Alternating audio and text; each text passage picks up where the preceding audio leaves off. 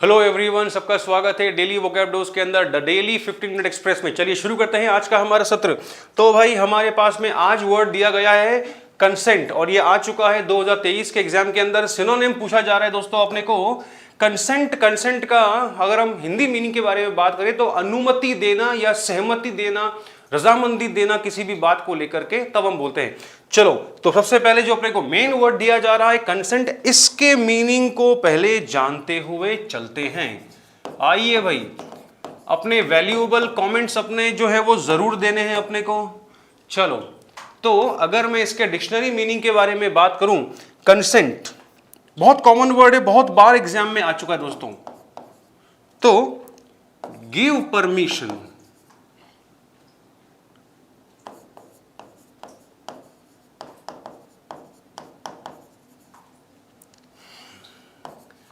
अनुमति देना, और या फिर बोल रहा है अग्रीमेंट यानी सहमति देना।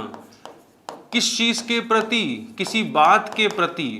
टू समथिंग, किसी चीज को लेकर के अपनी अनुमति देना या फिर अपनी सहमति देना, तब हम बोलते हैं कंसेंट। कंसेंट के दोस्तों अगर मैं हिंदी मीनिंग के बारे में बात करूं तो हिंदी मीनिंग है कंसेंट का हमारा सहमति। क्या है भाई? सहमति। और हमारे एग्जाम के पॉइंट ऑफ व्यू से इससे रिलेटेड सिनोनिम्स और एंटोनिम्स के बारे में अगर मैं बात करूं तो सहमत हो रहे हो मतलब क्या कर रहे हो?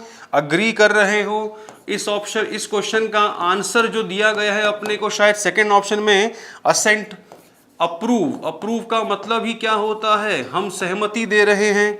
सहमति दे रहे हैं तो फिर परमिशन के हिसाब से परमिट भी बनता है ना। और कॉन्कर बहुत कॉमन वर्ड है सहमत होने का, बहुत बार जो है ये अपने एग्जाम्स में आया भी है। अगर हम अग्रे को सहमति दे रहे हैं तो नियर मीनिंग के अंदर दोस्तों ऑथराइज भी इसका आंसर बनता है ना। सहमति को लेकर के नियर मीनिंग के अंदर स्वीकृति देना, स्वीकृति देना तो सैंक्शन भी इसका राइट आंसर बनता है। फिर आता हूं मैं इसके एंटोनिम्स पर। कंसेंट का मतलब है सहमति, तो सहमति का विलोम ऑपोजिट रिफ्यूज। रिफ्यूज का मतलब खंडन करना। फिर रिजेक्ट, रिजेक्ट का मतलब नकारना, डिनाई मना करना, है ना। सहमति नहीं है तो नियर एंटोनिम के अंदर अपोज करना भी इसका प्रॉपर है। फिर डिसेंट भी इसका, डिसेंट का मतलब हिंदी मीनिंग असहमत होना। स्वीकृति नहीं देना, स्वीकृति नहीं देना तो डिसअप्रूव, है ना। मना करना वगैरह वगैरह तो रेसिस्ट इसका बन जाएगा। सहमति नहीं दे रहा हूं तो फिर डिसअलाउ इसका नियर मीनिंग बन जाएगा हमारा। ठीक है, चलो भाई, तो जल्दी से नोट करते हुए चलते हैं। और भाई आपके जो रिव्यूज हैं, सजेशंस हैं कि सर जल्द ही इस सीरीज के अंदर जो है वन वर्ड्स को लेकर के और साथ साथ में इडियम्स एंड फ्रेजेस को लेकर के भी इस सीरीज के अंदर लेकर के आओ आप, और जो है वो ताकि हमारे वो वाली चीजें भी जो है साथ साथ में कवर होती जाएं। बेफिक्र रहो, ये सीरीज अभी शुरू हुई है, ये सफर लंबा चलेगा, चिंता मत करो। तो आने वाले समय के अंदर हमारे इस 15 मिनट के एक्सप्रेस के अंदर वन वर्ड्स भी और इडियम्स एंड फ्रेजेस, हम इनको भी जो है दोस्तों जल्द से जल्द ऐड कर लेंगे। फिलहाल जहां से शुरू किया जा रहा है, एक बार 400, 300, 400 वर्ड्स का एक बार काफिला पूरा करने दो।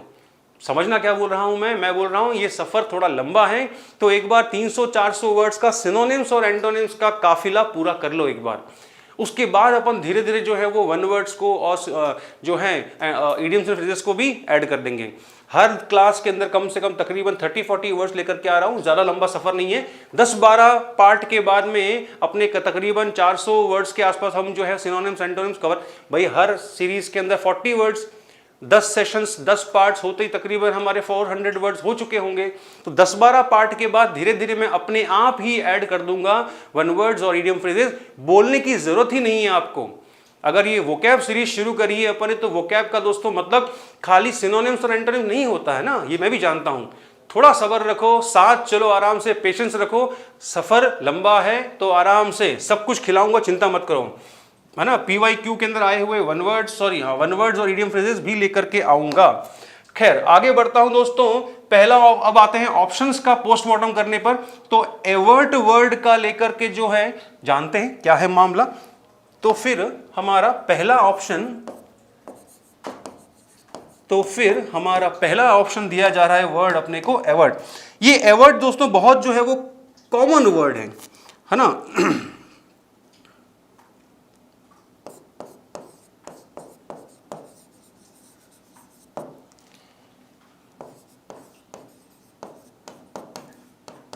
To prevent something from happening, किसी भी चीज को घटित होने से रोकना, टालना। क्या बोला मैंने? रोकना। क्या बोला मैंने? टालना। तो यही इसका दोस्तों हिंदी मीनिंग है। हिंदी मीनिंग ही इसका है एवर्ट का टालना, या फिर क्या बोला मैंने? फेर देना। ठीक है, हटाना भी इसका बनता है हिंदी मीनिंग। आते हैं काम की बातें। इस वर्ड का, एवर्ट का टालना, टालने को लेकर के अगर मैं बात करूं तो सबसे कॉमन वर्ड बनता है सिनोनिम इसका दोस्तों कौन सा? प्रिवेंट। प्रिवेंट का मतलब भी क्या होता है? टालना। टालने को लेकर के बहुत कॉमन वर्ड है हमारे पास अवॉइड, ये भी इसका सेम मीनिंग देता है। फिर टालना तो फोरस्टॉल इसका है। स्टेव ऑफ, बच के निकलना, टालते हुए निकलना, तो हमारा स्टेव ऑफ बनता है इसका बच के निकलना, टालना। टालने को लेकर के फेंड ऑफ भी बनता है भाई। आते हैं एंटोनिम पर। तो इसके विलोम के बारे में अगर मैं बात करूं तो टाल रहा हूं का विलोम क्या बन जाएगा हमारा? टाल रहा हूं का विलोम बन जाएगा अलाउ कर रहा हूं।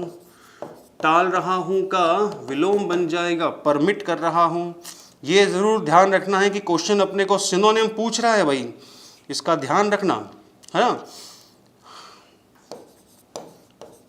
एनकरेज, प्रोत्साहित करना, इसके नियर एंटोनिम में बनेगा सुविधा युक्त करना, इसके नियर एंटोनिम में आएगा। टाल रहा हूं तो उसको बढ़ावा दे रहा हूं, तो नियर एंटोनिम्स में इसका प्रोमोट भी बनता है दोस्तों। तो जल्दी से फटाफट से नोट करते हुए चलते चलिए। पहले ऑप्शन का हमने दोस्तों यहां पर पूरा पोस्टमार्टम कर दिया है। तो फिर आगे बढ़ता हूं, सेकेंड ऑप्शन पे आता हूं। सेकेंड ऑप्शन तो हमारा एक्चुअली में इसका आंसर ही था शायद। यस, कंसेंट का सिनोनिम पूछ रहा है। कंसेंट का सिनोनिम पूछ रहा है, तो कंसेंट का सिनोनिम तो हमारा ऑलरेडी आ ही चुका है, असेंट।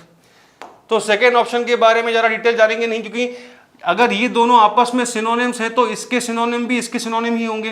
तो जो सिनोनिम एंटोनिम्स मैंने कंसेंट में लिखवाए हैं वही सेम इसके होंगे, तो इसका तो अपना मामला है ही नहीं। एक क्वेश्चन अपना 4 तैयार करता है, 4 क्वेश्चंस, एक तो वही हो गया और बाकी 3 ऑप्शंस के क्वेश्चन हो गए, है ना। तीसरा कौन सा? डिस्टर्ब, सी ऑप्शन, क्योंकि सेकंड तो हमारा इसका आंसर ही है।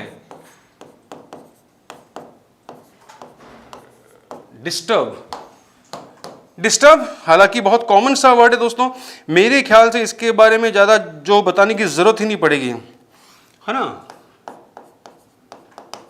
टू इंटरफेयर विथ, या फिर और बोलता है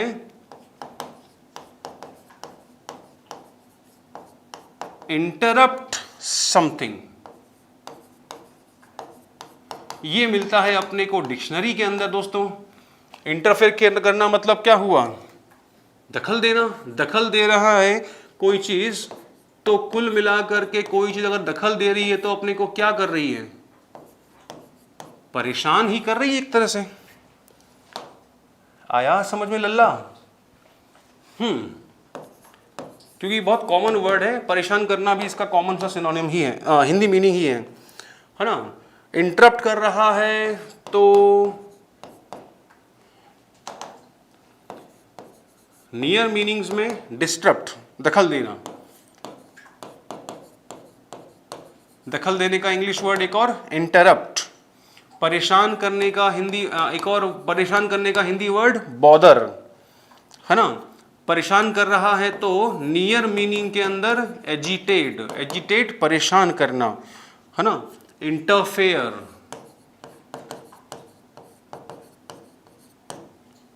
ठीक है, परेशान कर रहा है तो हमें मुसीबत भी दे रहा है, trouble.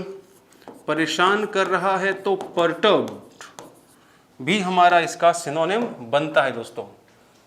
And talking about the antonym, इसके अगर हम विलोम के बारे में बात करें तो फिर इस वर्ड के एंटोनिम्स हमारे बनेंगे, परेशान नहीं कर रहा है तो शांत है, शांत है तो काम, परेशान नहीं कर रहा है तो सुकून दे रहा है, सुकून दे रहा है तो सूद, परेशान नहीं कर रहा है तो शांति प्रदान कर रहा है, शांति देना, शांति प्रदान करना, शांत करने के लिए वर्ड कौन सा, पैसिफाई, है ना। परेशान नहीं कर रहा है तो हम क्या हैं, एकदम स्थिर अवस्था में हैं, तो स्टेबिलाइज, इसके हमारे बनते हैं नियर एंटोनिम्स। चलिए दोस्तों जल्दी से नोट करते हुए चलते हैं। ये था हमारा थर्ड ऑप्शन। फर्स्ट में तो हमारे पास मिल गया था, सेकंड में अपने को इसका आंसर ही मिल गया था, सिनोनिम का जो है वो असेंट। तीसरे में परेशान करना, परेशान करने को लेकर के हम सारे वर्ड्स इसके जान चुके हैं। डिस्टर्ब कर रहा है, परेशान कर तो एक तरह से देखा जाए तो हस्तक्षेप कर रहा है। इंटरप्ट बोलो या इंटरफेयर बोलो एक ही बात है ना। तो फिर लल्ला अब बचता है हमारे पास कौन सा वर्ड, असेंट। असेंट एक्चुअली में, सॉरी डिसेंट, डिसेंट एक्चुअली में असेंट का ऑपोजिट है। क्या बोला मैंने, असेंट, और ऊपर क्या था, कंसेंट। ये दोनों आपस में क्या हैं भाई, सिनोनिम्स हैं। और इनका अगर मैं ऑपोजिट के बारे में बात करूं तो चौथा ऑप्शन जो दिया जा रहा है अपने को, चौथा जो ऑप्शन है वो इसका एंटोनिम है।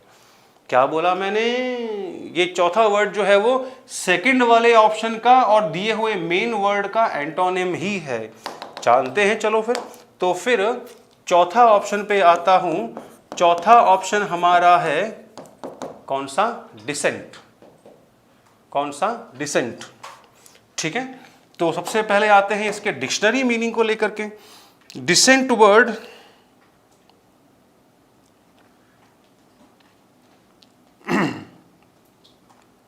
तो फिर टू होल्ड, बरकरार रखना या फिर व्यक्त करना किस चीज को, अपने ओपिनियंस को, अपने विचारों को, जो क्या हैं, that are at variance. Variance का मतलब अलग अलग, है ना। विथ दोज, किनसे, किनसे, किनसे, प्रीवियसली जो है वो एक्सप्रेस्ड।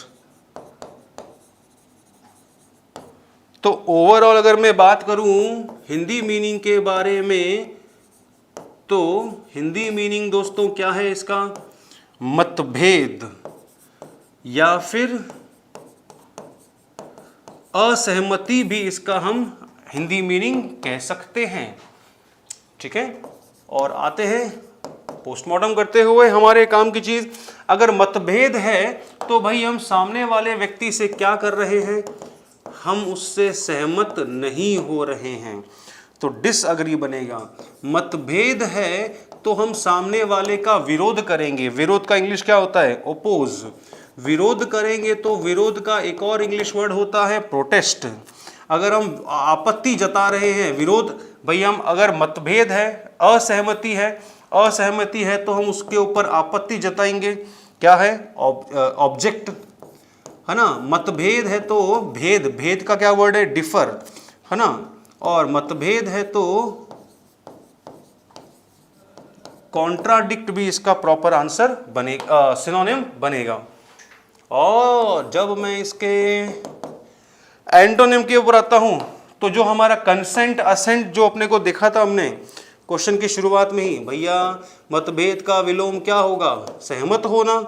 मतभेद का विलोम क्या होगा? सहमत होना। सहमत होने का एक और वर्ड कौन सा? कंसेंट। सहमत हो रहे हैं तो हम अगले व्यक्ति को क्या करेंगे? हम सपोर्ट करेंगे, तो नियर मीनिंग में सपोर्ट। अगर सहमत होंगे तो हम अगले व्यक्ति को समर्थन देंगे। समर्थन देने का वर्ड कौन सा है? एंडोर्स, है ना। अगर हम सहमत हो रहे हैं तो फिर ऊपर मेन वर्ड में लिखवा दिया था कनकर। सहमत हो रहे हैं तो फिर हमारा अप्रूव भी इसका राइट आंसर होगा। सहमत होने का एक और वर्ड जो है इसका जो राइट आंसर देगा वो है हमारा एफर्म। तो ये है अपने सारे वर्ड्स इसको लेकर के, ठीक है। वापस से रिपीट कर रहा हूं उस चीज को, जो मेन वर्ड दिया हुआ है कनकर, कनकर और असेंट। कनकर असेंट का एक्चुअली में फोर्थ ऑप्शन विलोम ही है, उसका ऑपोजिट ही है उसका। तो अगर अपन वहां डिस्कस कर चुके हैं एंटोनिम्स सिनोनिम्स को, तो तकरीबन सारे के ऑलमोस्ट सारे के सारे वर्ड्स हमारे कनकर, असेंट, सहमति देना मतलब परमिशन देना, अलाउ करना, तो वही यहां पर हमारे आए हैं। जाने से पहले फटाफट से जो आपके लिए काम की बात है उसको जान लेते हैं। 3 गुना खुशियां कौन कौन सी? फ्लैट 78% डिस्काउंट, है ना, 15 अगस्त के उपलक्ष्य में। इसके अलावा निर्मल सर के बर्थडे के उपलक्ष्य में 13% अलग से एडिशनल डिस्काउंट, और इसके अलावा रिवॉर्ड्स पॉइंट्स का भी आपको फायदा मिलेगा इस बार। तो जल्दी से जल्द दोस्तों, शिक्षा महोत्सव जो उत्कर्ष मना रहा है 13 से लेकर के 21 अगस्त तक, इसमें जो है अगर आप कोई कोर्स परचेज करना चाहते हैं, कोई नया कोर्स लेना चाहते हैं अपनी तैयारी को बेहतरीन बनाने के लिए, तो मौका चूकिएगा नहीं। मिलता हूं अगले वाले पार्ट में, तब तक के लिए थैंक यू सो मच। जय हिंद।